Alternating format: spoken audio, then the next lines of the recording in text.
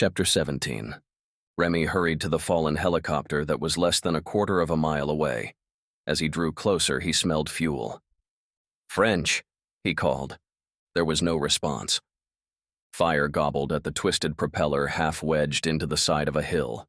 The tail crunched as if it were a bendy straw.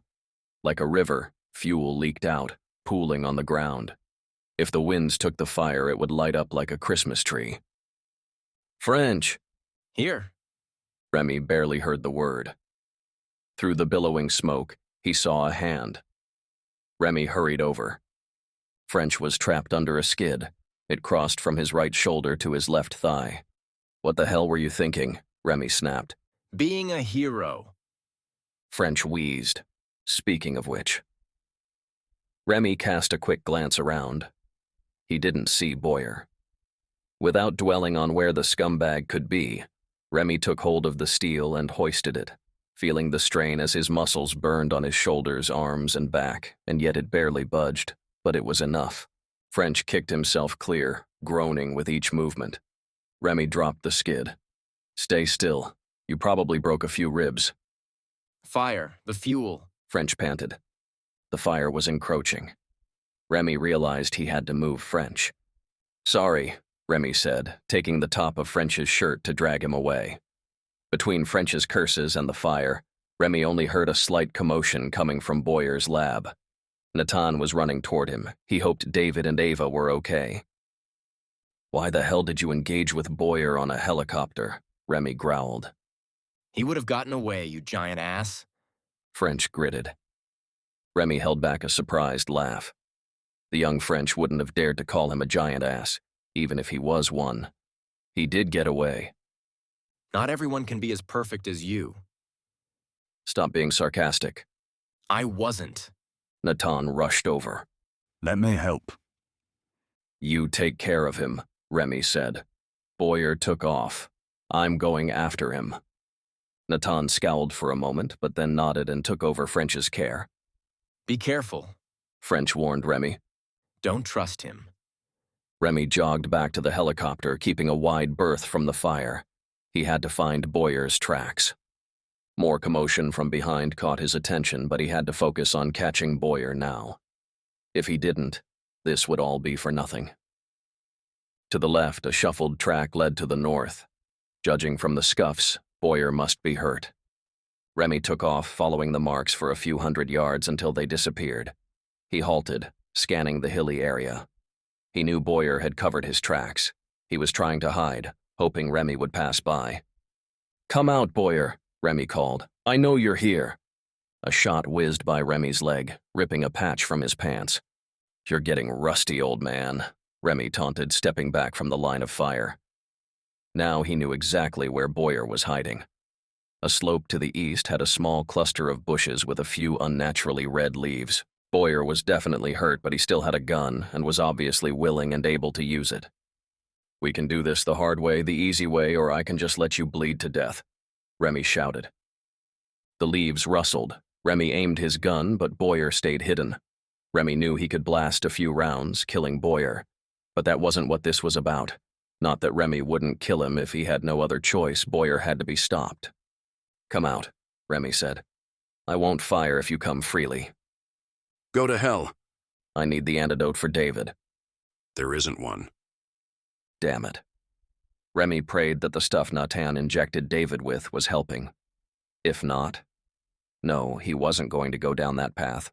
If Remy survived, David better damn well survive too. "Why did you do it? Why me?" Remy couldn't help but ask. For a moment, there was no answer, and Remy thought he might have to fire a warning shot. "You want the easy answer?" Boyer asked, his voice gruff. "At this point, I'll take any answer." "Too many boys dying." "You're killing them." "I'm trying to save them. If they were strong, if they could conquer their fears and enemy advances, they'd be unstoppable." "You destroyed the innocents we were protecting." "They were one suicide bomber away from death's door. We can't protect them, not from terrorists." Boyer's words about too many boys dying and not being able to protect them had Remy guessing there was more to the story. Boyer wasn't trying to save everyone, just one. This isn't about saving our soldiers or anyone else. It's about your son, Remy said. They killed him, used him as a message to others, and you were getting revenge. But it was on the wrong people. None of these villagers had anything to do with Tom's death. They stood by and watched it happen. Boyer growled. Not one person tried to help. And so you took their strongest, hoping to weaken them further, Remy stated. But that still doesn't answer why you were taking your revenge on me. Why? You were there. You should have saved him. Remy felt that guilt gnaw on his conscience daily, but he still couldn't have done anything differently. Each time he replayed the day, he tried different scenarios, but they all resulted in the same outcome. Tom had stolen weapons from both sides, and his father continued his treason. It didn't make Remy feel any less responsible for Tom's death. Why, David? You had no reason to hurt him. He would have given me away. Boyer coughed. I was onto something when you survived. You were as mad as a Category 4 hurricane, but you survived. I started my research in earnest then. I didn't mean for you to kill the entire platoon, though. I didn't plan for that. Remy paused, wondering if he'd heard correctly. What are you talking about? Don't you remember? I thought that might be why you never came out of hiding. Remy didn't like the direction Boyer was taking. Nothing good came from that day. Do you remember when I summoned you to a briefing? Boyer asked, his voice struggling. Remy knew he could rush Boyer and be done with it, but Boyer prickled memories long forgotten. Boyer was dying, and Remy was too selfish to let the answers die with him. Yes, I remember why. Do you remember what happened after? I woke up in an enemy prison. Anything else? Boyer wheezed. You don't remember, do you? You stuck me with a needle again, Remy surmised. Fury ripped through him, causing his gun to shake from his unsteady arm. Broke through the bindings and took off. The next thing I knew, I was called to the scene, a bloodbath. And it wasn't the enemy. It was one of our guns. Yours. You killed them all. David thrashed on the table, one arm already free. His vocal cords neared exhaustion as his rants grew louder. Ava wanted to help him, but she had no idea what to do. She just hoped the rest of the bindings held strong. It would keep him safe. When she gave Mikhail the order to evacuate, she didn't quite think how she'd defend herself if it came to that. Right now, she was a sitting duck with a broken wing. With a growl, David busted one binding after another. They snapped like rubber bands as he tore them away and stood. Ava kept silent. She didn't know this man who stood before her with red-rimmed eyes and veins throbbing like engorged rivers. Perhaps if she stayed quiet and still, he wouldn't notice her. She actually wondered if he noticed anything at all. It was as if he wasn't focusing. Just a blank stare. Eyes blood-red and dead. He stepped toward her. Ava searched for something to defend herself with. He closed in, reaching out to grab her. Ava instinctively dodged, only to realize too late that she'd used her injured leg. She toppled, screaming with a pain so intense and excruciating that the edges of her vision began to blacken. Natan crashed through, the door banging hard as it slammed open, tearing David's attention away from Ava. Natan drew his gun. "Don't kill him," Ava hollered. I have 2 injured already. I can't risk any more. Ava wanted to ask who else, but there was no time. David charged at Natan, knocking him 3 feet into the air and bashing him into a wall. As Natan fell, he shot, blasting a hole clear through David's shoulder. The back spray rained down on Ava. David plowed his fist into Natan's jaw, not even slowing from his own wound. Then he took off through the open door. "Wait," Ava shouted. If Natan's bullet didn't kill David, the blood loss would. He had no idea he was even bleeding. When Natan didn't move, she cried out, "Remy?" "French. Anyone."